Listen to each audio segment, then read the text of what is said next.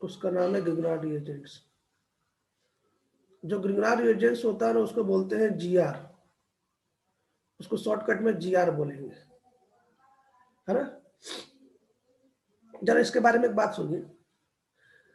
Grignard reagent ने जब अपना रिएजेंट डिस्कवर किया था, मतलब ग्रिग्नार्ड साहब ने, इनका पूरा नाम विक्टर मेयर ग्रिग्नार्ड है। ऐसा कहा जाता है कि RMGX को GR कहते हैं, ये तो पूरी दुनिया जानती है। RMGX जो होता है ना उसी को GR कहते हैं, हिंदी में लिख देता हूँ, को ग्रिग्नार्ड रिएजेंट कहते हैं, GR कहते हैं।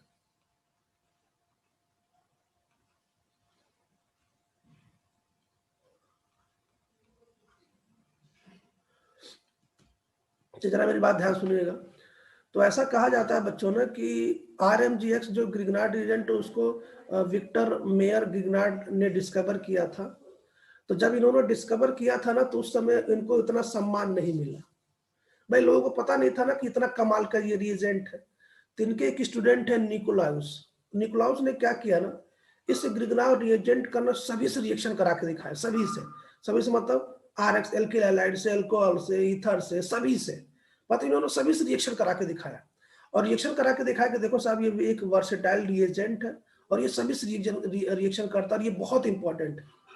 तो उसके बाद जब लोगों को पता चला कि साहब ये इतना इंपॉर्टेंट है, तब विक्टर साहब को नोबेल प्राइज भी मिला। तब बोला गया साहब एक नोबेल प्राइज आप ले लीजिए, है ना। इनको नोबेल प्राइज भी मिला इसी काम के लिए, इस रिएजेंट को डिस्कवर करने के लिए। पहले इनका सम्मान नहीं था, पहले लोगों को पता नहीं था, लेकिन बाद में इनको बड़ा सम्मान मिला इस रिएजेंट के लिए और इनको नोबेल प्राइज भी मिला। ये बात याद रखिएगा, है ना। तो नोबेल प्राइज उनको मिला हुआ है, बहुत इंपॉर्टेंट ये रिएजेंट, आप समझ सकते हैं। तो इसको शुरू करने से पहले एक टॉपिक शुरू करते हैं। आपको याद है जब मैंने टाटोमरिज्म पढ़ाया था तो मैंने एक टॉपिक पढ़ाया था जिसका नाम है ऑर्गेनोमेटेलिक कंपाउंड। यदि आपको ध्यान हो तो मैंने पढ़ाया था ऑर्गेनोमेटेलिक कंपाउंड। यदि याद हो तो अच्छी बात है, नहीं याद तो कोई बात नहीं।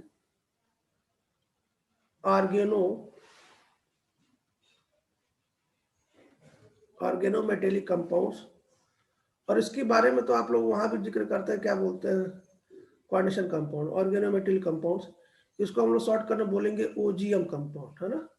मैंने वहां भी बताया था कि साहब OGM कंपाउंड्स के नाम से ये हम लोग पढ़ेंगे। होता है क्या, अच्छा, ये OGM कंपाउंड जो है ना, ये OGM कंपाउंड कोवेलेंट भी हो सकता है, आयनिक भी हो सकता है, कोवेलेंट आयनिक दोनों मिला के भी हो सकता है, कोऑर्डिनेट मतलब कुछ भी हो सकता है, इसकी चिंता ना करें। यदि कोई कार्बन डायरेक्ट मेटल के साथ बॉन्ड बनाए, यदि कोई कार्बन डायरेक्ट मेटल के साथ बॉन्ड बनाए ना, मेटल के साथ डायरेक्ट मेटल, मेटल समझते हैं ना, S ब्लॉक एलिमेंट मेटल है, D ब्लॉक एलिमेंट मेटल है, F ब्लॉक एलिमेंट मेटल है कि नहीं। यदि कोई कार्बन डायरेक्ट मेटल के साथ बॉन्ड बनाए ना तो ऐसे ऐसे कंपाउंड को OGM कंपाउंड कहते हैं, OGM कंपाउंड। सही है। तो जरा देखो, जरा एक एक करके देखते हैं। पहला,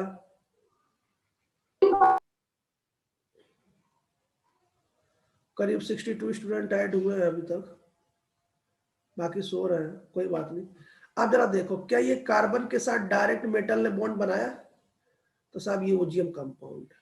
ये कौन सा कंपाउंड है, OGM कंपाउंड, है ना।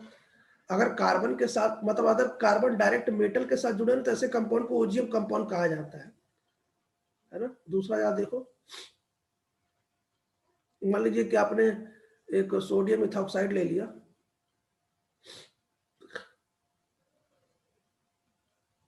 जरा बताओ क्या ये OGM कंपाउंड है, क्या ये OGM कंपाउंड नहीं।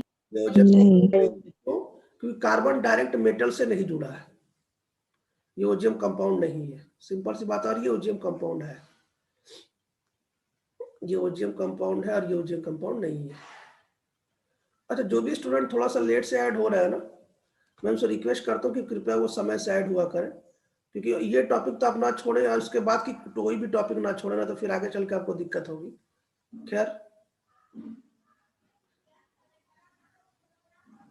लेड, बच्चों इसका नाम है 4 इथाइल, है ना, इसका नाम है टेट्रा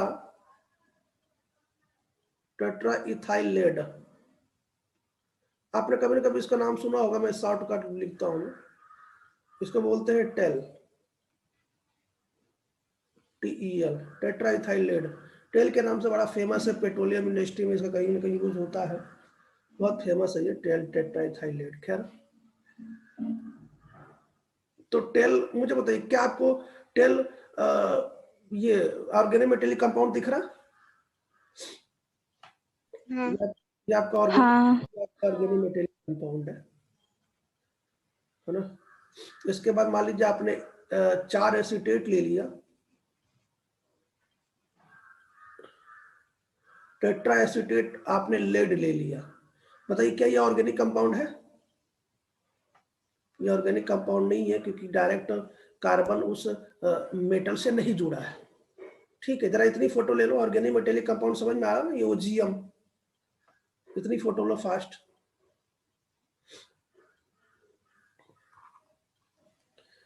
भाई एक एक लाइन ध्यान से सुनना ना, बिल्कुल सिस्टमेटिक बता रहा हूँ, आज पहला दिन है इसलिए थोड़ा सा आराम से बता रहा हूँ, मतलब विश्लेषण का। जरा पांचवा बताओ मुझे, पांचवा नंबर तो बड़ा फेमस है जो हम पढ़ने वाले हैं, CH3MgBr। मुझे बताइए क्या ये ऑर्गेनिक मेटेलिक कंपाउंड है? हाँ, organic metallic compound, carbon direct metal जुड़ा। इसका मतलब ये हुआ हम जो लेसन पढ़ने वाले जिसका नाम ग्रिग्नार्ड एजेंट है, वो वास्तव में ऑर्गेनोमेटेलिक कंपाउंड है। कुल मिलाकर मैं इतना बताना चाहता था कि ग्रिग्नार्ड रिएजेंट एक ऑर्गेनोमेटेलिक कंपाउंड है। क्यों? क्योंकि वो मेटल डायरेक्ट कार्बन से जुड़ा। अच्छा, मैंने एक बात बताई थी, याद है क्या बताई थी? यदि कभी मेटल किसी के साथ भी जुड़ जाए, मान लीजिए आप खड़े हो, आपके साथ जुड़ जाए, तो बच्चों मेटल की एक खास बात होती है। क्या खास बात होती है, मैंने बताया था, बताइए। मेटल क्या करता है? अपने इलेक्ट्रॉन जबरदस्ती देता है। मेटल क्या करता है ना, कि जबरदस्ती अपने इलेक्ट्रॉन को सामने वाले पे चिपका देगा, सामने वाले पे चिपकाएगा तो इसको कर देगा माइनस, अब खुद हो जाएगा प्लस, क्योंकि मेटल प्लस में सबसे ज्यादा सुखी रहता है। आपको पता है मेटल प्लस में सुखी रहता है और नॉन मेटल माइनस में सुखी रहता है, ये तो पूरी दुनिया जानती है। तो सामने वाले को क्या करेगा, सामने वाले पे माइनस चढ़ा देगा, माइनस दे देगा। क्यों? ये तो पूरी दुनिया जानती है ना कि यदि मेटल ना जबरदस्ती, अगर आपको इलेक्ट्रॉन लेना है या ना लेना उससे मतलब नहीं है। मेटल की खास बात होती है कि वो इलेक्ट्रॉन देता है, वो जो भी सामने होगा उसको इलेक्ट्रॉन जबरदस्ती दे देगा। खैर, चलिए 6 की बात करते हैं। आपने इतनी कॉपी कर लिया, 6 नंबर की बात करते हैं। 6 नंबर में क्या है जरा देखना, मैंने ये जो मिथाइल है ये 2 बार ले लिया, ये कॉपर है, ये लिथियम है। सबसे पहले बताइए क्या ये ऑर्गेनोमेटेलिक कंपाउंड है? तो यहाँ पे 2 मेटल है, एक तो कॉपर एक लिथियम। किसका ऑर्गेनोमेटेलिक? हाँ, इसका ऑर्गेनिक मेटेलिक कंपाउंड है, क्योंकि ये तो कॉपर लिथियम दोनों है ना यहाँ पे। कॉपर का। हाँ, OGM of copper, organic metallic compound ये कॉपर का है। और आपने सुना होगा इसका नाम आपने बताया था मैंने बहुत पहले, गिलमांस रिएजेंट, बताया था कि नहीं बताया था? हाँ, गिलमांस रिएजेंट इसका नाम, ये रिएजेंट है भाई साहब, इसका नाम है गिलमांस रिएजेंट। ये भी एक ऑर्गेनोमेटेलिक कंपाउंड, ओजियम कंपाउंड है ना, और ओजियम कंपाउंड, इसका नाम गिलमांस रिएजेंट होता है। ठीक है, गिलमांस रिएजेंट, और ये भी आपका ओजियम कंपाउंड है। अगर मैं 7वें के बारे में बात करूं इसके बाद का, तो वहां भी मैंने लिस्ट में लिखवाया था CH3ZnX, याद हो तो टॉटोमेरिज्म में। ये भी ऑर्गेनोमेटेलिक कंपाउंड है। क्यों? क्योंकि कार्बन डायरेक्ट किससे जुड़ा, मेटल से जुड़ा हुआ है। तो साहब ये भी ऑर्गेनोमेटेलिक कंपाउंड है, और इसका नाम, ये भी ऑर्गेनोमेटेलिक कंपाउंड, इसका नाम फ्रैंकलिन होता है, फ्रैंकलिन रिएजेंट। आगे चल के जरूरत पड़ेगी तब इसका यूज देख लेंगे, लेकिन आपको ये याद रखना पड़ेगा, इसका नाम फ्रैंकलिन रिएजेंट होता है। एक छोटा सा एग्जांपल और देख लेते हैं। मिथाइल हमने 4 बार लिया और सिलिकॉन से जोड़ दिया। हाँ, तो जरा इसका नाम बताइए। 4 मिथाइल है ना, 4 मिथाइल है ना, तो इसको बोलते हैं टेट्रा मिथाइल सिलेन। अब हमारा क्वेश्चन बताइए क्या ये ऑर्गेनोमेटेलिक कंपाउंड है क्या? क्वेश्चन है, ऑर्गेनोमेटेलिक कंपाउंड ही। अगर आपको याद हो सकता है कि आप भूल गए हो, बालिका सीता गीता ऐश्वर्या सब ट्यूशन आते हैं, ये सिलिकॉन मेटलॉइड है, मेटल नहीं है ये ऑर्गेनोमेटेलिक कंपाउंड नहीं हो सकता। आप इनऑर्गेनिक भूल गए हो तो आपको याद दिला दे। मैं तो आपको पूरा पी ब्लॉक का बताया था ना, एक साथ कौन सा मेटल है, कौन सा नॉन मेटल, कौन सा मेटलॉइड। मैंने एक साथ पूरी लिस्ट बना दी थी, पूरी लिस्ट सिखा दी थी तो बच्चों, और आपको बताया था कि ऊपर वाला क्या है, नीचे वाला क्या है, ये सब सिखा दिया था। ये अलग बात है कि आप रिवाइज ना करें और मेटल नॉन मेटल आपसे भूल जाए तो कोई बात नहीं। तो मैं चाहता हूं कि आप एक बार इसकी फोटो ले लो ताकि आप काम की बातें शुरू करें, क्योंकि मैंने आपको ऑर्गेनोमेटेलिक कंपाउंड अच्छे से पढ़ा दिया।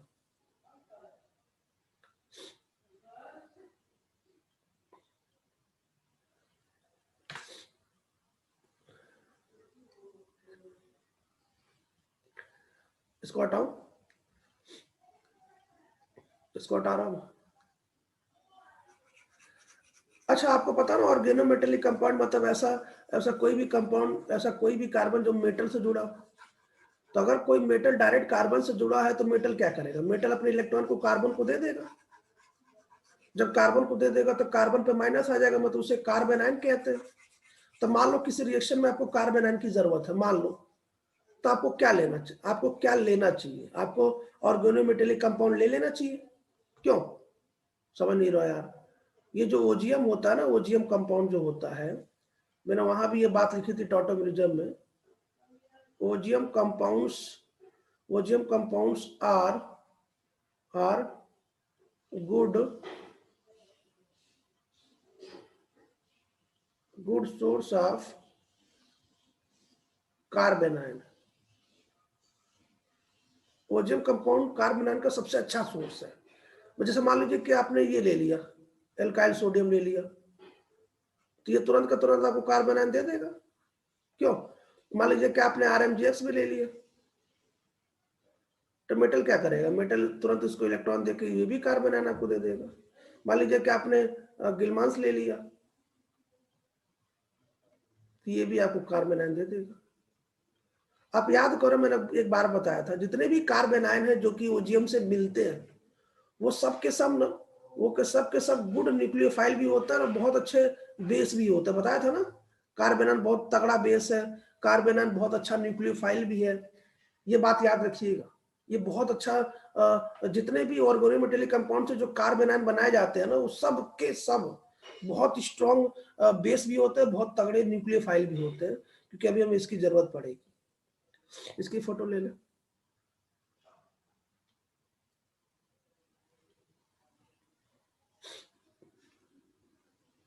ले लिया, आगे देखें।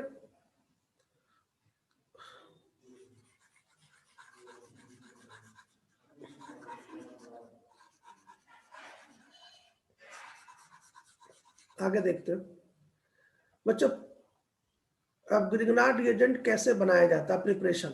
तो जब आप पहला लेसन पढ़ेंगे तो पहले लेसन में ग्रिग्नार्ड रिएजेंट बनाने की एक रिएक्शन लिखी गई है।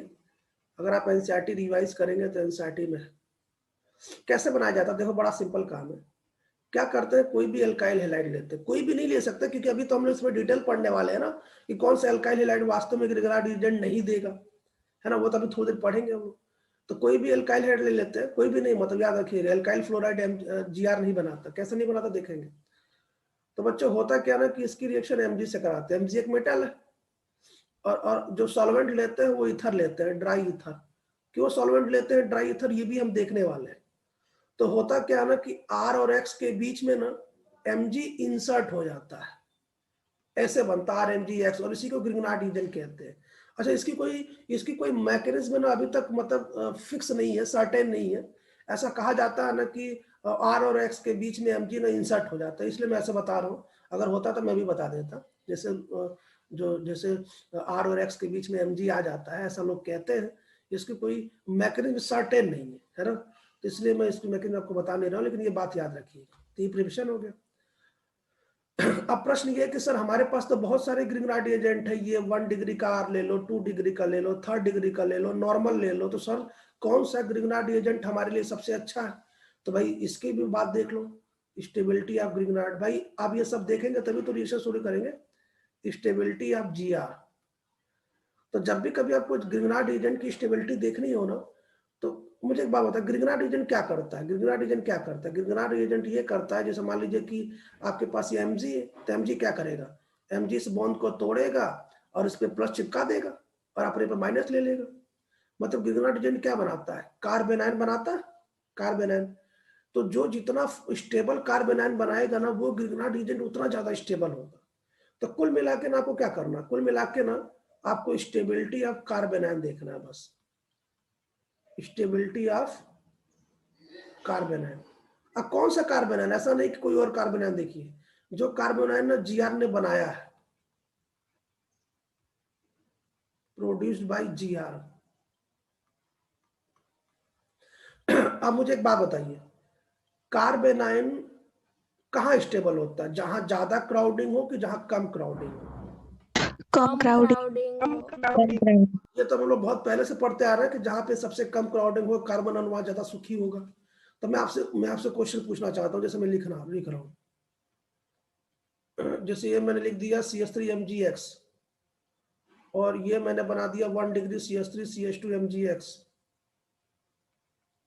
और ये मैंने बना दिया CH3, ये मैंने 3rd डिग्री बना दिया और ये मैं 2 डिग्री बनाया था, ये मैं 3rd डिग्री बना दे रहा हूं। ये सबके सब जीआर है ना, सबके सब जीआर है, देख रहे हैं सबके सब जीआर। जरा बताइए सबसे स्टेबल जीआर कौन सा है? पहला। उसके बाद ये, फिर ये। सबसे स्टेबल क्यों है? क्योंकि इससे बनने वाला कार्बन ज्यादा सुखी है, उसमें कम से कम क्राउडिंग है। जो क्राउडिंग सबसे कम होता है वो कार्बन ज्यादा स्टेबल होता है। तो बच्चों अगर कभी भी आपको जीआर लेना हो कि कौन सा जीआर ले सबसे ज्यादा, तो सबसे अच्छा आपको एक बात पता है ना, क्या पता है? जो ज्यादा स्टेबल होता है ना, जो ज्यादा स्टेबल होता है वह रिएक्शन उतना ही कम करता है। समझ नहीं रहे यार? वो रिएक्शन उतना ही कम करता है। नहीं समझ पाया ना? मुझे बात बताओ, अगर कोई चीज बहुत ज्यादा स्टेबल है तो वो दूसरे से रिएक्शन क्यों करेगा? भाई दूसरे से रिएक्शन करने का पीछे रीजन क्या है? दूसरे से पीछे रिएक्शन करने का रीजन ये है कि मैं रिएक्शन करके स्टेबल हो जाऊं। भाई केमिस्ट्री में सब मामला स्टेबिलिटी का चलता है। लेकिन मुझे एक बात बताओ, कोई कंपाउंड पहले से स्टेबल है तो किसी से रिएक्शन क्यों करेगा? तब मुझे बताओ, अगर मैं पूछूं कि बताओ इसमें से रिएक्शन की स्पीड, फास्टेस्ट स्पीड किसकी सबसे ज्यादा, तो क्या बताएंगे? फोर्थ वाले की। भाई फोर्थ वाला कम स्टेबल है तो वो रिएक्शन करके ज्यादा स्टेबल की तरफ जाना चाहता है। भाई साहब कोई रिएक्शन होता क्यों है? कि कम स्टेबल से वो ज्यादा सुखी हो जाए, इसलिए कोई रिएक्शन होता है। एक बात याद रखिएगा, जो रिएक्शन की जो एबिलिटी है, जो रिएक्शन की जो स्पीड है, जो रिएक्शन की जो रेट है, जो रिएक्शन करने की जो बात होती है ना, वो स्टेबिलिटी के उल्टा होती है। जो जितना ज्यादा स्टेबल होगा ना, वो उतना फास्ट, उतना स्लो रिएक्शन करेगा, है ना? ये बात याद रखिएगा। खैर अब थोड़ा सा एक बात और कर लेते हैं। तो मैंने RMGX की बात कर लिया, मैं थोड़ा RX की बात कर लेता हूँ। RX की क्यों बात करना जरूरी है, थोड़ा मैं RX के बारे में आपको बता दूं। मान लीजिए बच्चों कि आप RX ले रहे हैं, कि आप चेक कर रहे हैं कि RX जो आप ये RX लेंगे ना, तो RX की जरा बात देखिए। RX में जो एल्काइल जो आयोडीन होता है ना, वो सबसे फास्ट जीआर बनवाता है, सबसे फास्ट जीआर बनवाता है, सबसे फास्ट। उसके बाद जो ब्रोमीन होता है ना, उसके बाद जीआर बनवाता है। क्लोरीन उसके बाद जीआर बनवाता है। और एल्काइल फ्लोराइड जो होता है ना, ये जीआर बनाता ही नहीं है। कोई बताएगा क्यों नहीं बनवाता? वो स्टेबल कार्बोनाइन है। नहीं, स्टेबल कार्बोनाइन की बात छोड़िए, ये देखिए जरा मैं बताता हूँ, जरा मुझे बताइए। ऐसा होगा RMGX होगा। भाई Mg क्या करता है? Mg अपने इलेक्ट्रॉन को उसको देता है, क्यों? भाई Mg अपने इलेक्ट्रॉन को उसको डोनेट करेगा। लेकिन मान लीजिए कि आपने बगल में कोई फ्लोरीन चिपका दिया, मुझे बताओ फ्लोरीन दुनिया का सबसे ज्यादा ताकतवर इलेक्ट्रोनेगेटिव है, क्या वो Mg को इसको इलेक्ट्रॉन देने के लिए देने देगा?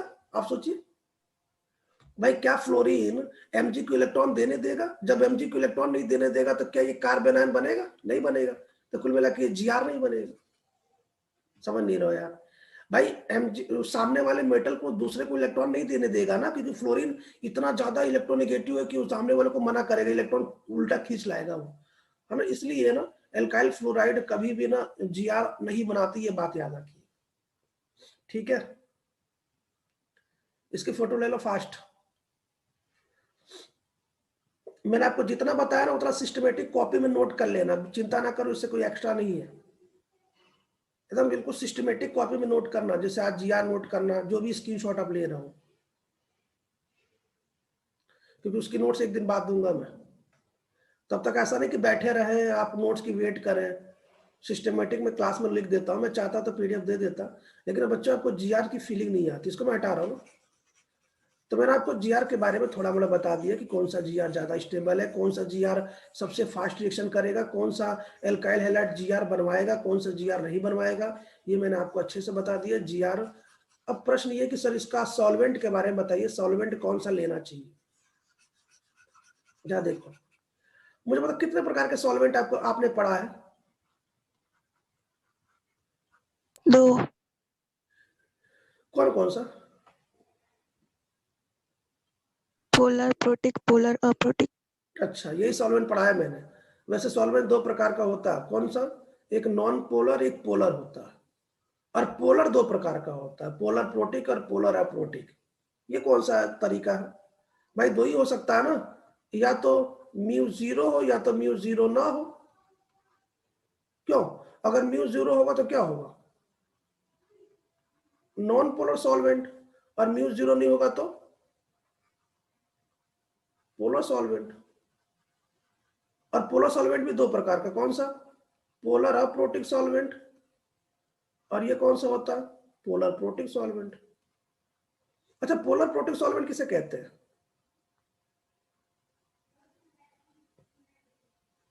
विच कैन फर्निश H+, जो H+ देता है उसे पोलर प्रोटिक सॉल्वेंट कहते हैं। भूल गए क्या? क्या तुम लोग भी ना,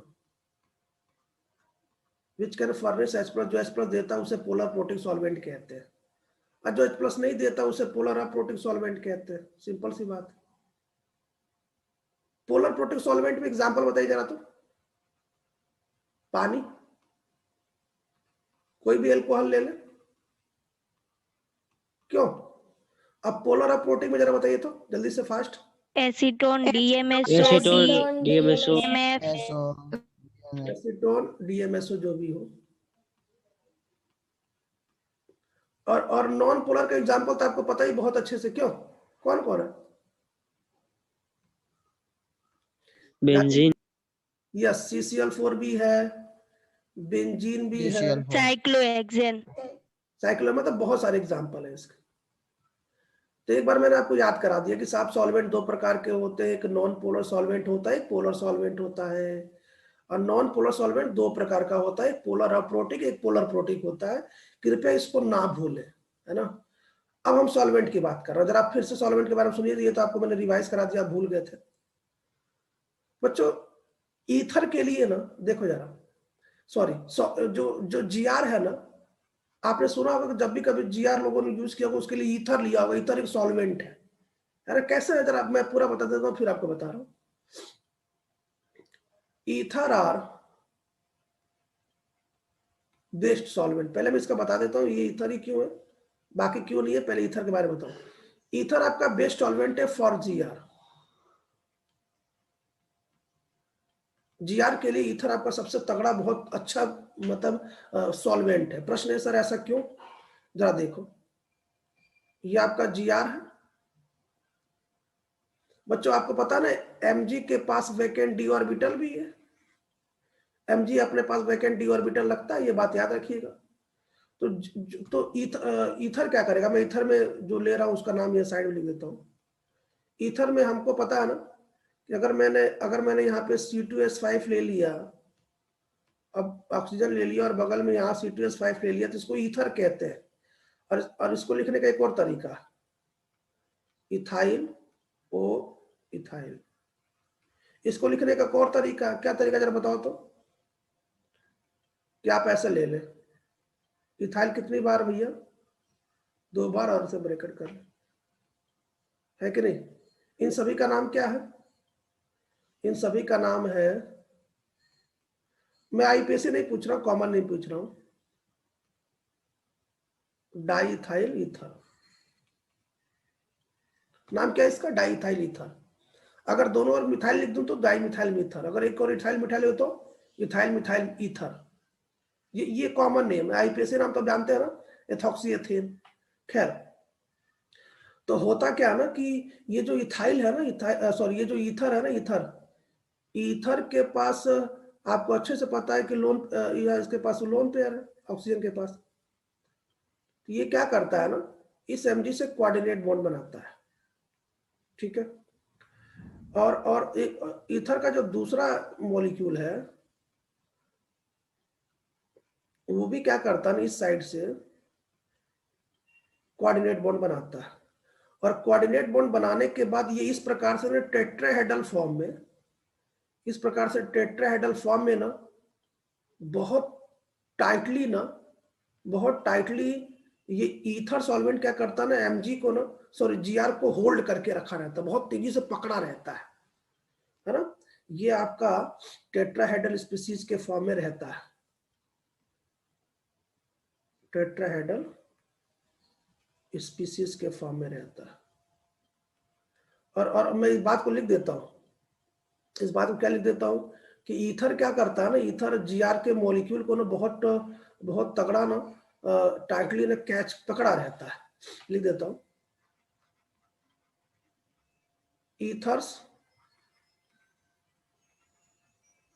ईथर मॉलिक्यूल्स है ना, होल्ड जीआर वेरी टाइटली। इसीलिए ऐसा कहा जाता है ना कि ईथर ना जीआर के लिए सबसे बेस्ट सॉल्वेंट है, इसलिए ऐसा बोला जाता है। क्यों? क्योंकि ईथर क्या करता है ना, जीआर के मॉलिक्यूल को ना, मतलब वो क्या कर, बहुत टाइटली पकड़ा रहता है, होल्ड किया रहता है टेट्राहेड्रल स्पीसीज के फॉर्म में। इसलिए हमेशा ना जीआर जब भी पढ़ाया जाता है ना, सॉल्वेंट के फॉर्म में ईथर ही लिया जाता है। इसका यही रीजन है कि ईथर मॉलिक्यूल टेट्राहेड्रल फॉर्म में स्पीसीज बनाता है, जो बहुत ही टाइटली उसको कैच किया रहता है, पकड़ा रहता है। इसकी फोटो ले लो ताकि आके देखें जल्दी से, फास्ट।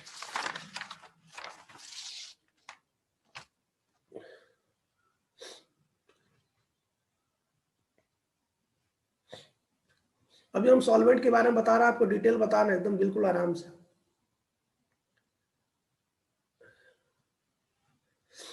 इसको हटा रहा हूं।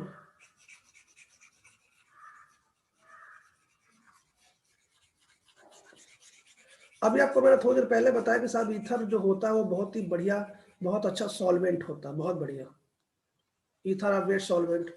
अभी मैं बाकी सॉल्वेंट के बारे में बता रहा हूँ, पहले अभी ईथर के बारे में बता दूं, जरा देखो जरा। तो जैसे मान लो कि बच्चों, अगर मैं पूछूं कि वास्तव में, थोड़ा सा मैं पेन चेंज कर दूं जो आपको डार्क दिखे। अगर मैं आपसे पूछूं कि जरा मुझे बताओ, अगर मैं आपसे पूछूं कि मुझे बताओ कि वास्तव में गिगनार्ड रीजन को कैसे रिप्रेजेंट किया जाता है, ट्रू इसका रिप्रेजेंटेशन क्या है, अगर मैं आपसे पूछूं,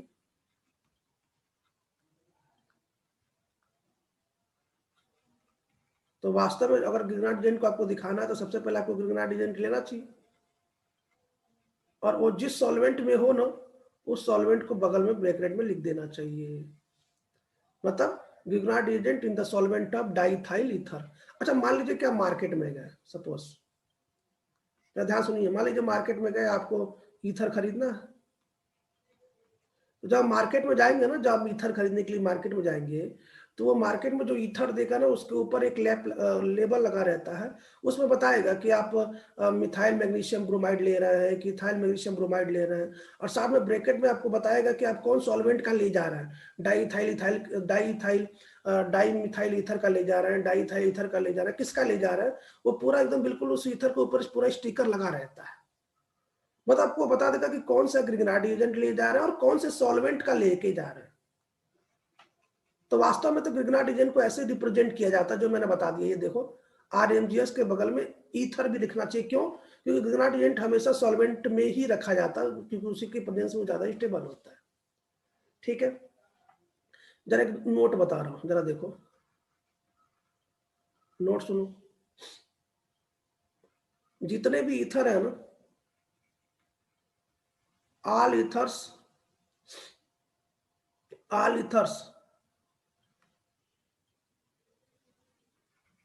are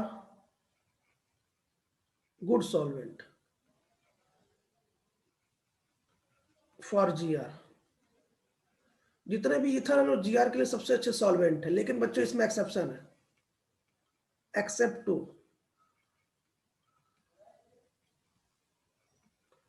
अगर 2 ईथर को छोड़ दिया जाए तो आप कोई भी ईथर ले लीजिए, कोई प्रॉब्लम नहीं, सबके सब अच्छे सॉल्वेंट है। ये तो ईथर आप अच्छे जानते हैं, ये तो हमने SN2 रिएक्शन में पढ़ा ही है। इसका नाम ऑक्सीरेन होता है, इपॉक्साइड ही बोलते हैं, ऑक्सीरेन, इसका नाम ऑक्सीरेन होता है 3 कार्बन का। और यदि मैं 4 कार्बन ले लूं, 4 कार्बन, तो इसको लोगों ने ऑक्सीटेन बोला है, ऑक्सीटेन इसका नाम बोला है। तो बच्चों ये ईथर है, अगर मैं इस ईथर को छोड़ दूं तो जितने भी ईथर आपको मिल रहे हैं ना संसार में, वो सब के सब ना जीआर के लिए अच्छे सॉल्वेंट की तरह काम करेंगे। प्रश्न ये कि सर ये जीआर के लिए सॉल्वेंट क्यों नहीं है, ये जीआर के लिए सॉल्वेंट क्यों नहीं है, इसका रीजन बता रहा हूं मैं। ये क्या करते हैं ना, यह दोनों क्या करते हैं, ये दोनों जीआर के साथ ना रिएक्शन कर लेते हैं, जीआर के साथ SN2 रिएक्शन कर लेते हैं। कैसे बताता हूं, SN2 रिएक्शन कर लेते हैं, और मैंने आपको कराया भी है, SN2 रिएक्शन कर लेते हैं। इसीलिए ना कभी भी सॉल्वेंट के फॉर्म में ऑक्सीजन या ऑक्सीटेन को नहीं लेना चाहिए फिलहाल। तो जरा इसकी फोटो ले लो यार, ये रिएक्शन दिखा दो मैं कैसे रिएक्शन कर लेते हैं। आपको SN2 रिएक्शन याद है ईथर का ना, आपको बताया था ना कि हमेशा जो न्यूक्लियोफाइल होता है वो बहुत ही तगड़ा, बहुत ही स्ट्रांग लेते हैं, और वो बैक साइड से अटैक करता है। वो जहाँ पे कार्बन सबसे ज्यादा स्टेबल हो, जो सबसे कम क्राउडिंग हो, वहां पे अटैक करते हैं। सब बातें हो चुकी है हमारे बीच में, और मैं रिएक्शन करा चुका हूँ, यदि आपको रिविजन हो तो। खैर इसको मैं हटा रहा हूँ, इसको हटा रहा हूँ, इसकी फोटो ले लीजिए फास्ट जल्दी से।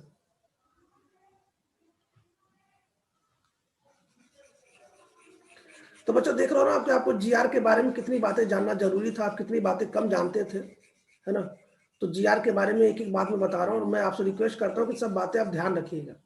एक एक करके देखते हैं जरा, जो एक्सेप्शन कि सर ये दोनों रिएक्शन कैसे करता है। वैसे ये रिएक्शन हम लोग पढ़ने वाले हैं, तो जरा देखो पहला एक्सेप्शन कौन सा है। पहला एक्सेप्शन जो बताया मैंने, याद है आपको क्या बताया, पहला एक्सेप्शन जो बताया उसका नाम ऑक्सीरेन है।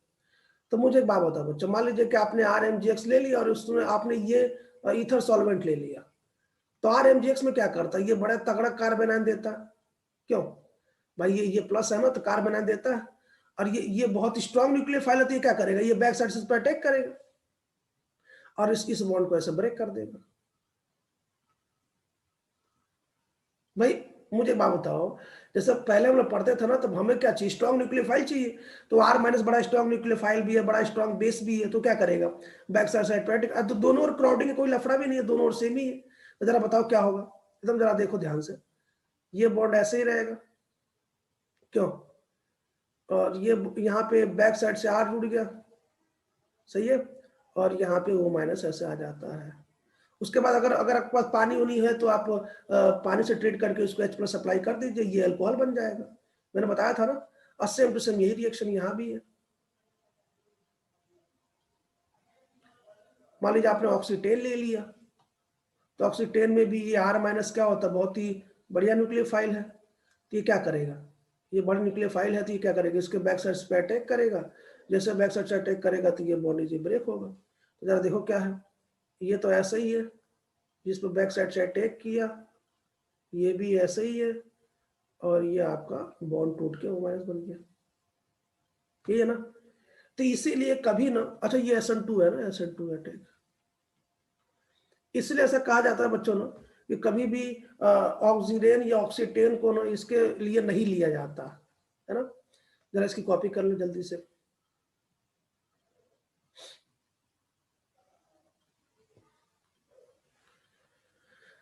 ठीक है, इसको हटाऊं,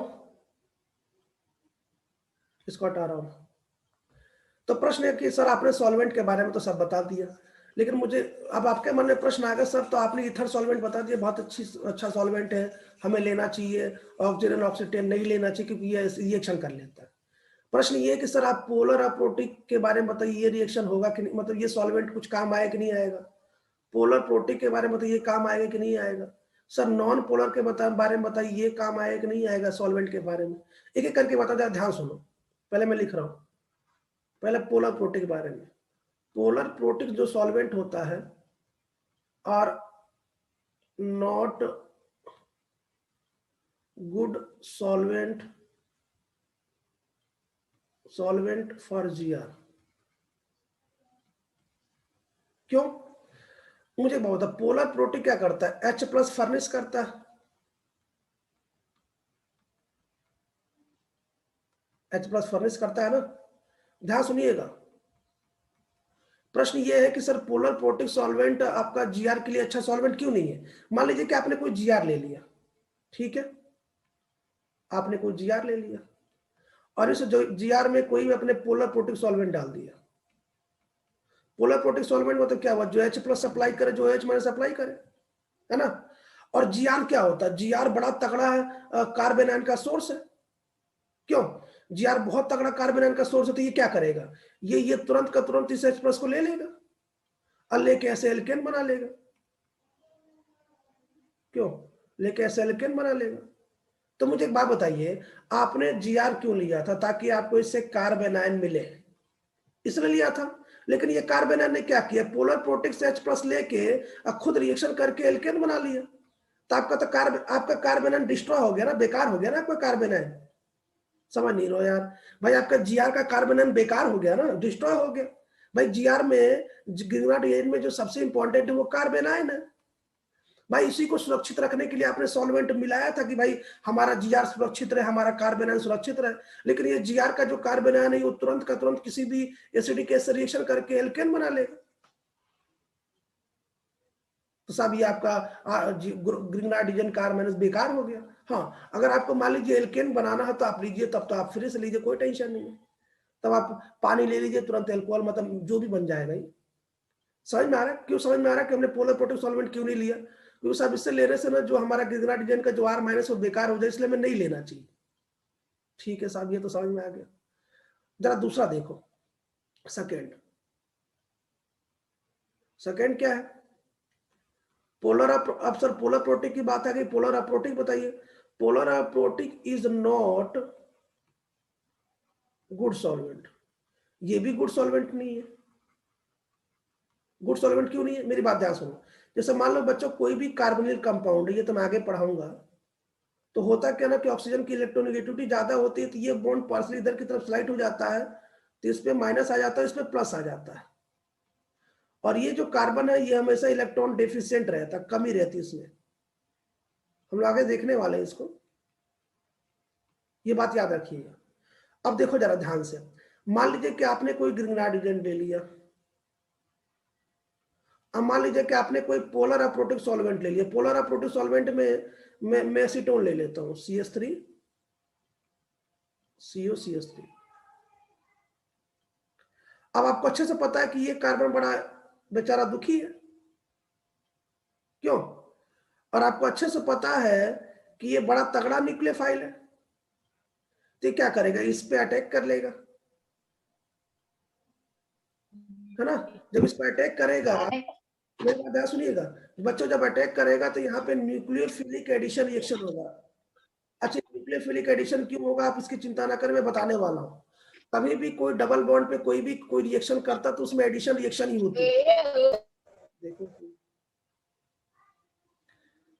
कृपया म्यूट रखें प्लीज, आपसे रिक्वेस्ट है, जो भी लोग पढ़ रहे हो म्यूट रखें। तो बच्चों यहाँ पर न्यूक्लियोफिलिक एडिशन हो जाएगा। न्यूक्लियोफिलिक एडिशन कैसे होगा, मेरी बात सुनो, ये CH3 पहले था, ये CU था, ये ऐसे था, और यहाँ पे C था।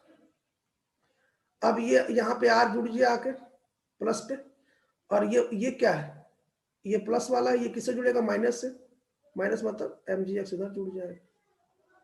मुझे बताओ क्या ये एडिशन रिएक्शन, वो एडिशन समझते हैं ना, एडिशन मतलब जैसे कोई डबल बॉन्ड है आप उसको तोड़ दे कि इस पे ए जोड़ दीजिए, इस पे बी जोड़ दिए, जिसको बोलते हैं एडिशन रिएक्शन।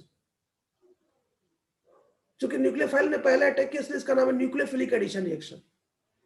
तो बच्चों इसलिए पोलर अप्रोटिक सॉल्वेंट भी नहीं लेना चाहिए। क्यों? क्योंकि पोलर अप्रोटिक सॉल्वेंट क्या करता है ना, पोलर अप्रोटिक सॉल्वेंट क्या करता है कि वो न्यूक्लियोफिलिक एडिशन रिएक्शन करने लगता है, प्रोडक्ट बना देता है। और सबसे लास्ट में क्या है? सबसे लास्ट में ये है नॉन पोलर क्यों नहीं लेना चाहिए। मान लीजिए कि आपने सोचा चलो नॉन पोलर ले ले, तो नॉन पोलर जो सॉल्वेंट होता है ना वो भी अच्छा सॉल्वेंट नहीं है। Non polar solvents are also not a good solvent.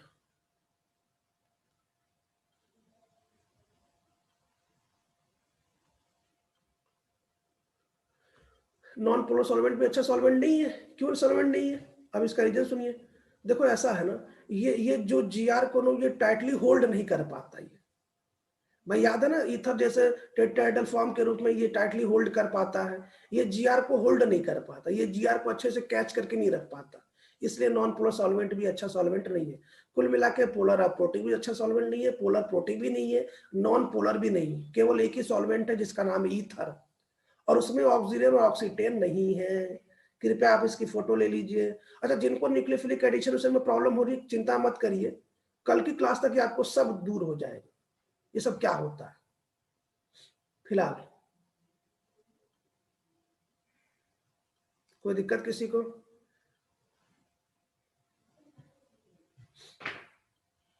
हमने पूरा बेसिक स्ट्रॉन्ग कर लिया, अब हम रिएक्शन की तरफ आगे बढ़ते हैं। इसको हटा रहा हूं।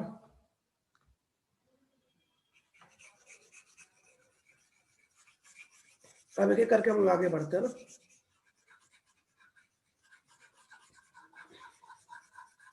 देखो सॉल्वेंट केवल दो ही होता है, एक तो पोलर एक तो नॉन पोलर, बस दो ही सॉल्वेंट होता है। हाँ, पोलर में दो होता है, पोलर प्रोटिक और पोलर अप्रोटिक।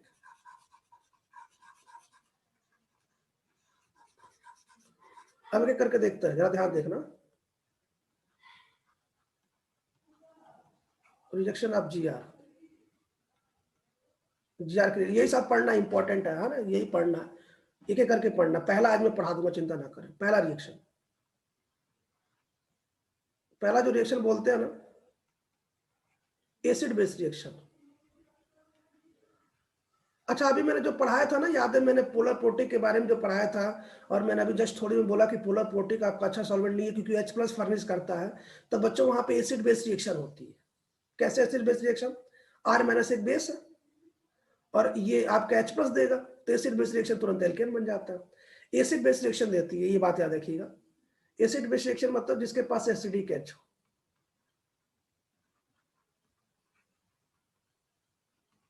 ध्यान सुनिएगा, एक बार फिर सुन लीजिए। जो जीआर होता है ना बच्चों, वो R- का बड़ा अच्छा सोर्स होता है। R- एक बहुत स्ट्रॉन्ग बेस है। तो यदि आपके सामने आपने कोई भी कंपाउंड लिया, कोई भी कंपाउंड जिसके पास H+ है या H+ बनने के चांसेस है ना, वो तुरंत का तुरंत इससे H+ ले लेगा और RH बना देगा। इसकी खासियत होती है। एक बार फिर सुन लीजिए, ग्रिग्नार्ड एजेंट इतना ज्यादा स्ट्रॉन्ग बेस है, उसका R- इतना ज्यादा स्ट्रॉन्ग है कि यदि सामने वाला कोई भी कंपाउंड उसके पास कोई एसिडिक हाइड्रोजन है या एसिडिक हाइड्रोजन बनने वाला है, तो बिना सोचे क्या करेगा, उसके हाइड्रोजन को ट्रैप कर लेगा और एल्केन बना लेगा। ये रिएक्शन पढ़ने वाला, अभी थोड़ी देर पढ़ेंगे ना, और इसलिए तो मैंने बताया था कि ये अच्छा सॉल्वेंट नहीं है। ये पहली रिएक्शन पढ़ेंगे। दूसरी रिएक्शन क्या पढ़ेंगे भैया?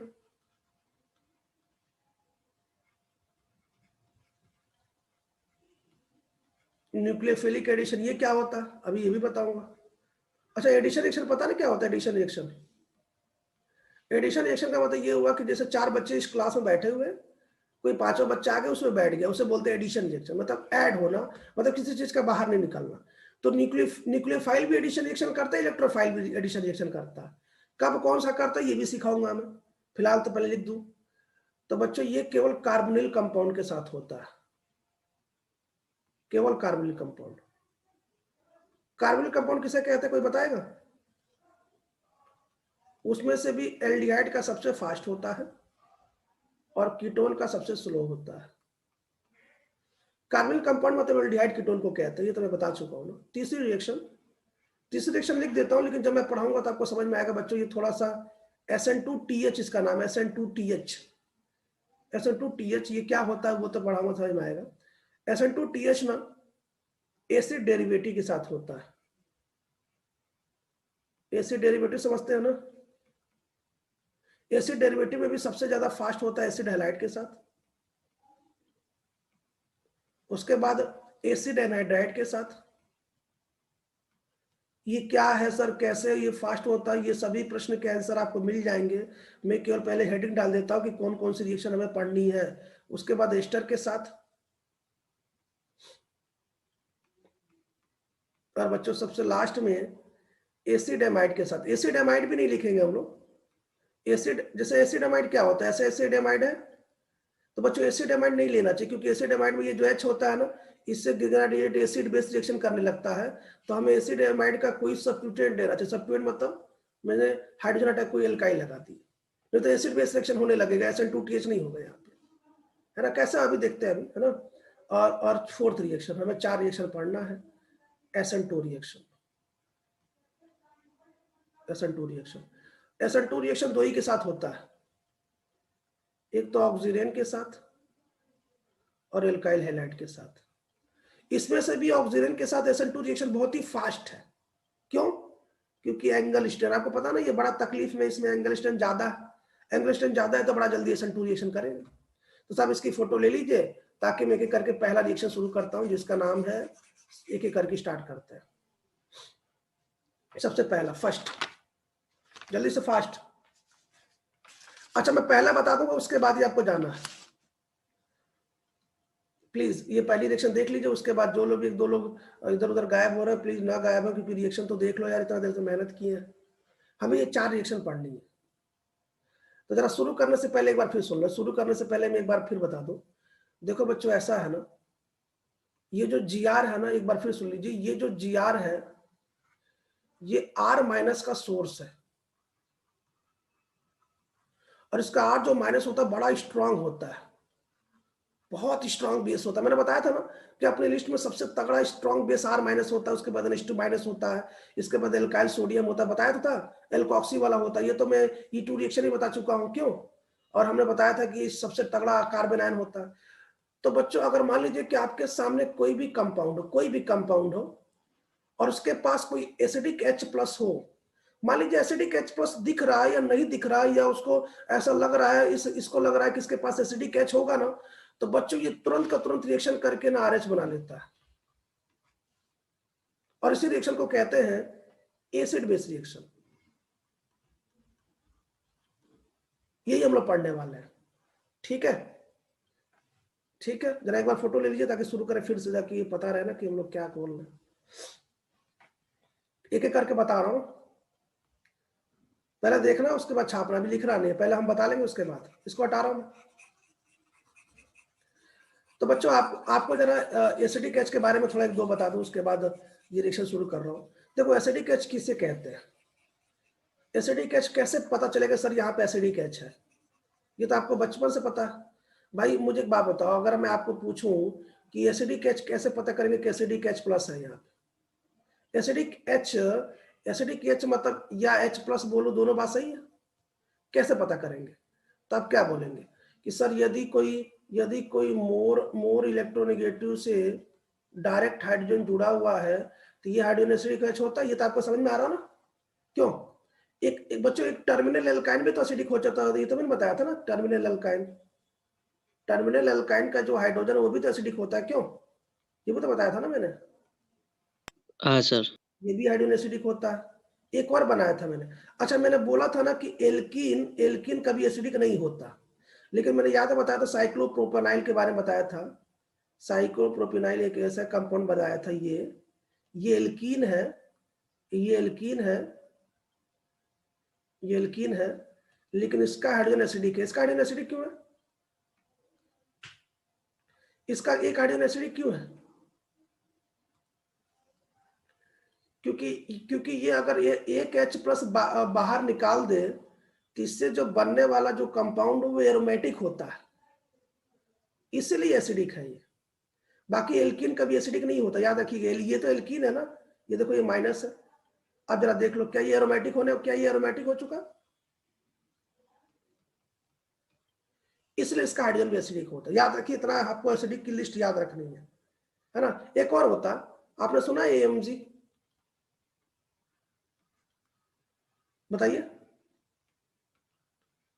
और एक एक्टिव मिथाइलिन ग्रुप सुना है कि नहीं सुना है? हाँ। तो इसका कौन सा हाइड्रोजन एसिडिक है? ये देख रहा है ना, इसी को AMG कहता है और इसका हाइड्रोजन एसिडिक होता है, बीच वाला, याद है? तो साहब इतनी फोटो ले लीजिए ताकि मैं जल्दी से फास्ट।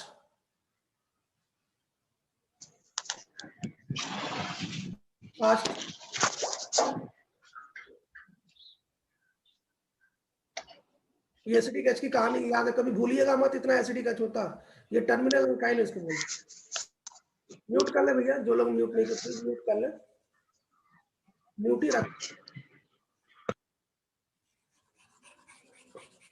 बस एक दो रिएक्शन बताता हूँ, क्योंकि क्लास मान लीजिए आनंद सर का, अभी बायो सर का तो मैं ले लेता, लेकिन याद रखिए कल की बायो सर क्लास में थोड़ा सा मैं ज्यादा लूंगा।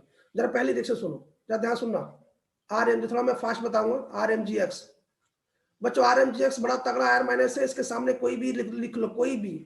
जैसे मान लीजिए इसके सामने मैंने पानी ले लिया, पानी, अब बोलो क्या करेगा? पानी क्या होता है? H+ और OH-, ये यहां से टूटेगा,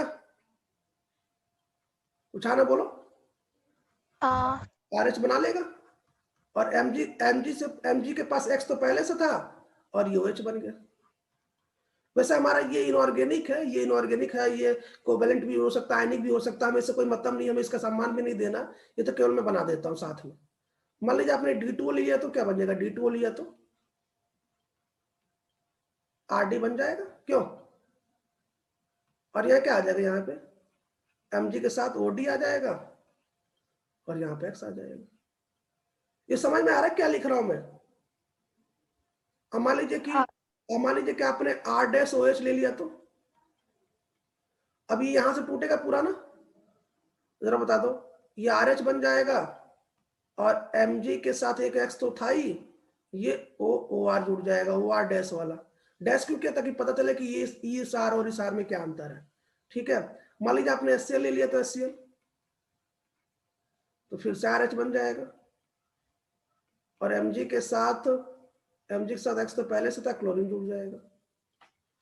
अब मान लीजिए कि आपने HNO3 ले लिया तो क्या हो जाएगा? ये फिर से H+ जुड़ जाएगा तो RH बन जाएगा और Mg के पास X तो पहले से था, ये NO3- जुड़ जाएगा इस पे। मैं बोलता रहा हूँ ये आयनिक भी हो सकता है, ये कोवेलेंट, मुझे बीच वाले प्रोडक्ट से मतलब है। तो कौन कौन सी रिएक्शन आपको कराना है, जरा मुझे बता दीजिए। आपको एक रिएक्शन कराना है H2SO4 से, आपको एक रिएक्शन करानी है फिनॉल से, केवल H उठा कर जोड़ देना ना। आपको एक रिएक्शन करानी है टर्मिनल अल्काइन से, ये H एसिडिक है। आपको एक रिएक्शन करानी है HCl से। अब देख रहे हैं ना कितनी सारी रिएक्शन एक साथ ग्रिग्नार्ड एजेंट का आपका प्रिपेयर हो रहा। आपको ये रिएक्शन करानी है RSS से, मरकेप्टन वाले से। आपको एक रिएक्शन करानी है RNH2, देख रहा ना, RNH2 से, प्राइमरी एमीन से।